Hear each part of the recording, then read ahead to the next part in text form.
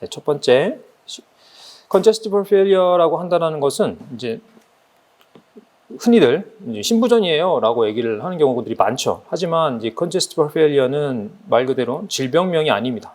예, 파이널 다이그노시스가 될 수가 없고, 아시다시피 굉장히 많은 심장병들이 존재를 하죠. 그래서 심장병들을 갖고 있는 그런 심장 상태에서 병들이 계속 진행이 되고 악화가 되면서 결국에 심장이 보상성을 잃어버리는, 그러니까 말 그대로 병적 상태를 이겨내지 못하고 증상을 나타내는 상황이 된다고 했을 때가 바로 우리가 congestive failure라고 하는 심부전 상태라고 얘기를 합니다.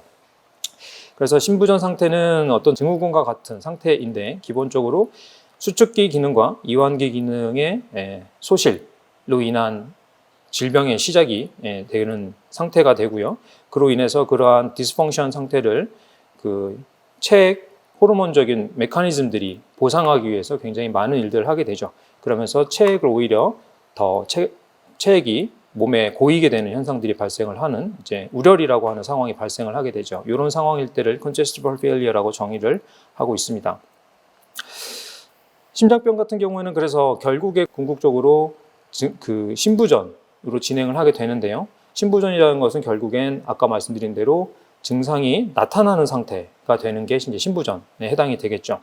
그러면 우리가 이제 심장병을 얘기를 할 때 크게 임상 증상이 없는 상태의 심장병을 얘기를 할 수가 있고요. 그다음에 임상 증상이 나오는 심장병 상태를 이야기를 하게 됩니다. 결국엔 이 상황이 CHF 상황이 되겠죠. 임상 증상 같은 경우에는 1강에서 말씀드렸다시피 심장병을 다룸에 있어서 임상 증상이 굉장히 중요한 점, 임상 증상 굉장히 지겨울 수가 있겠지만 임상 증상과 검사 결과, 그 다음에 내 진단과 일맥상통하지 않으면 뭔가 어딘가에 문제가 생긴 거기 때문에 임상 증상에 대해서 면밀하게 살핀 상황에서의 심장병 접근을 다시 한번 강조를 드리고요. 그래서 임상 증상이 없는 심장병 같은 경우에는 심장병의 증거들은 있죠. 대표적으로 심잡음, 그 다음에 심비대 같은 이게 정상 심장이 아니야 라고 하는 상태의 심장병 상태를 우리가 확인을 할 수가 있습니다. 하지만 중요한 것은 이 기존에 있는 기저 상태의 심장병으로 인한 임상 증상이 나타나지 않았던 상황을 Preclinical Heart Disease 상태라고 얘기를 합니다.